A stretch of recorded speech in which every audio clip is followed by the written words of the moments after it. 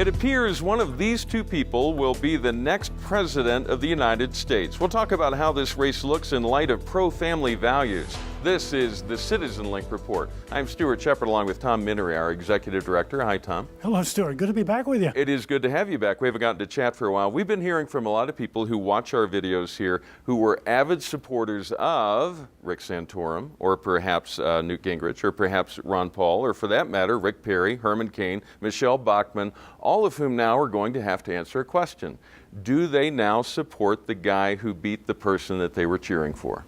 Well, I think that as the campaign progresses, more and more social conservatives, pro-life Christians will see the extreme difference between the two candidates, and I think they will gather around Mitt Romney. The question is, how enthusiastic will they be to do that? And again, I think as the campaign progresses, and it has a long way to go, the differences will be seen as stark between the two candidates. And this is a time that happens in every primary season where you have to ask yourself, instead of, among all these conservatives, which one do I prefer? And now it's a clear choice between two candidates.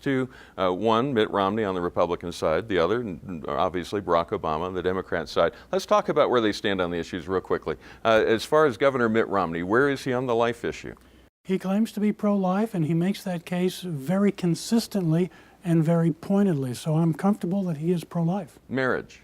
He says that he is in favor of one man, one woman marriage. He has said that repeatedly during the debates and said that forcefully. So he is there comfortably. Religious freedom. He has not emphasized that as much as the other candidates, but it was interesting again during the debates to see how Rick Santorum and Newt Gingrich pushed Mitt Romney into stating in very great detail about his disappointment with Catholic charities having to get out of the adoption business in his home state of Massachusetts because Catholic charities would not favor same-sex adoptions. Now, in the last cycle, Mitt Romney was not so clear on that. This time he has been, and he is. So I believe that will be a continuing theme as this election unfolds. Now, for comparison, and just to be clear, let's talk about where President Obama stands on these issues, the life issue. He is very strongly pro-abortion, even supporting late-term abortion. Now, just to draw a little distinction here, on the life issue, he's made very clear he is pro-choice. That's the phrase he used. He said so publicly. On the marriage issue, a little tougher to exactly figure out where he stands on it based on his words. He does not have the courage of his convictions. His convictions plainly are with those who favor same-sex marriage. But lacking the courage to go there, he says his position on marriage is evolving, although in the 2008 election season, he led people to believe that he was in favor of traditional marriage, although his actions since then and through his Justice Department make it clear that that is not the case. Well, let's talk about the Justice Department. Just real briefly, what you're talking about is they dropped the Defense of Marriage Act. They did. The federal law passed overwhelmingly by Congress, signed by President Clinton, a Democrat, allows states that do not have same-sex marriage legalized to avoid having to recognize same-sex marriages performed elsewhere.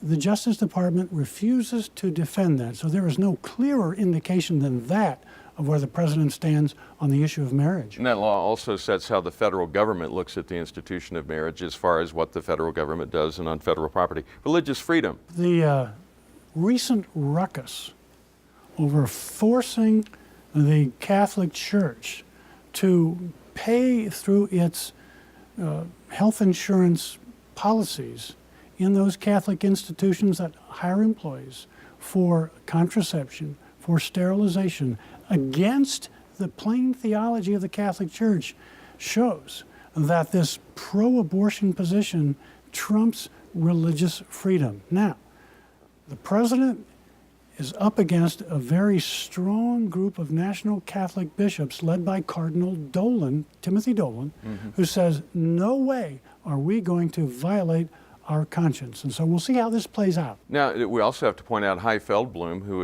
has a highly placed position at the EEOC, has basically said that gay rights trump religious rights and should trump them every time. The way she puts that is, sexual liberty versus religious liberty will come to a head, and I see no circumstances under which religious liberty should exceed or trump sexual liberty. In other words, sexual liberty should win out over religious liberty. Now, you try to find any amendment to the Constitution that deals with sexual liberty, you won't find it. No. You try to find the amendment that deals with religious liberty, and it's the very first freedom in the very first amendment. Now, unfortunately, most Americans will not get to hear your very simple and cogent explanation of where the two candidates stand on these pro-family, pro-life issues. Instead, most of what ordinary Americans, regular old Americans, are going to hear will come through television ads and radio ads. Those ads cost money, and hence we keep seeing all these news reports about how much money each of the candidates is raising. What are we seeing so far? Well, the news reports had talked about President Obama raising a billion with a B, yeah, for his re-election campaign in 2012.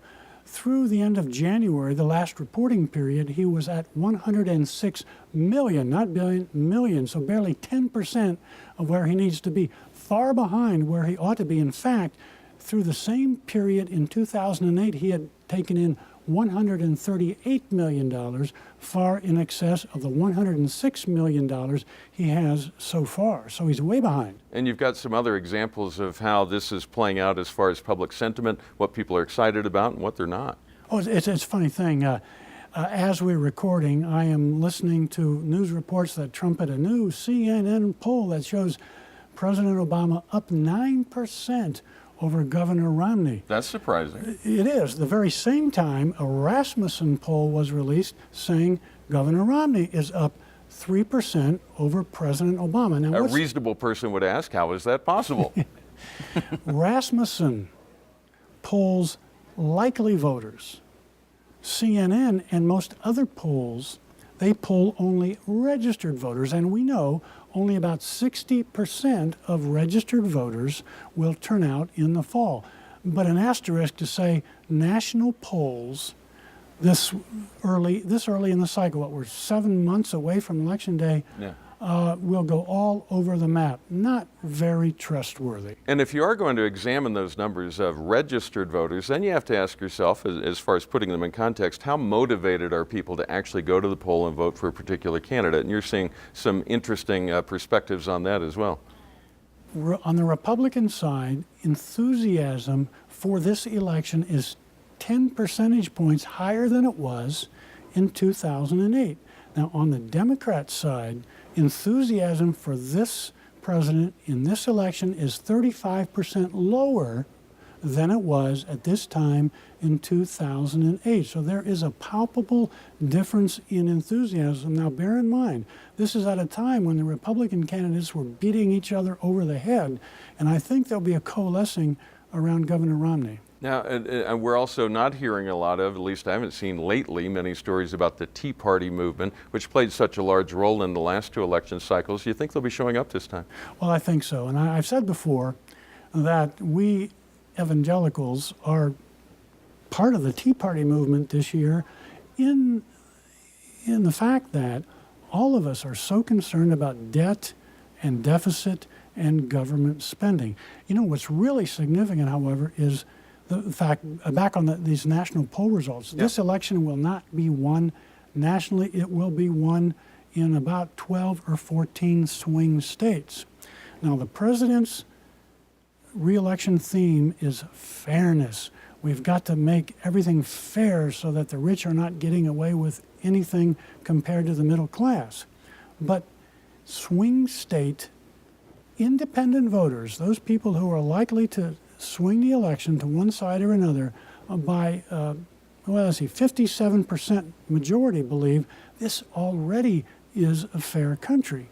And by the same percentage majority, 57% of the swing state independent voters believe that cutting the debt, cutting the deficit is more important than making things equal between what the rich pay and what the middle class pay. Now, bear in mind, when President Obama talks about rich, he leads you to believe he's talking about millionaires. But actually, in his way of thinking, the rich start at $250,000 family income, and that's pretty good income. So compared to a lot of us, $250,000 income is rich. But bear in mind, a lot of small businesses add business income to their personal income because they get a tax advantage that way. Yeah. And so those who make $250,000 or more, rich people in President Obama's argot, those are people who are small businessmen and women who are creating jobs in this country. Those are the people that he wants to raise taxes on. They drive reasonably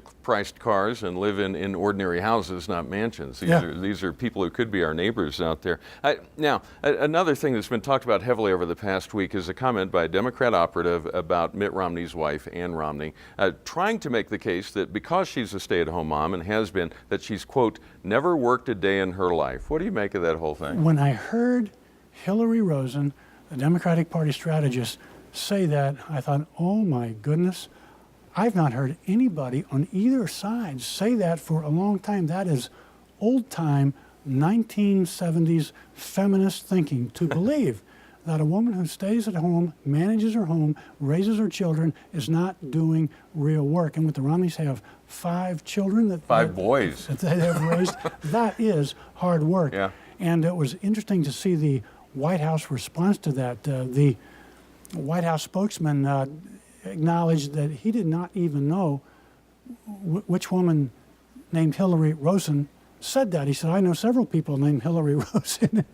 So he was backpedaling, and then the White House backpedaled. It was plainly a misfire. Plainly, the stay-at-home mothers in the eyes of people in this country have risen greatly in esteem. So it's good at least to realize that. And it was fun watching how quickly everybody ran away from her. It was quite a race. It was like the Boston Marathon in real time. Indeed. Tom, thank you, and thanks to all of you who are watching every week. We appreciate your support and your affirmation. We also appreciate hearing from you. We read every note that comes in. We don't get to answer every one, but we do read every one. We want to hear what you're thinking, what your questions might be. You may always write to us at mail@citizenlink.com. Remember to pray for America as all of us decide for whom we shall vote in the fall elections, not just in the presidential race, but all across the ticket, all the way down to local officials.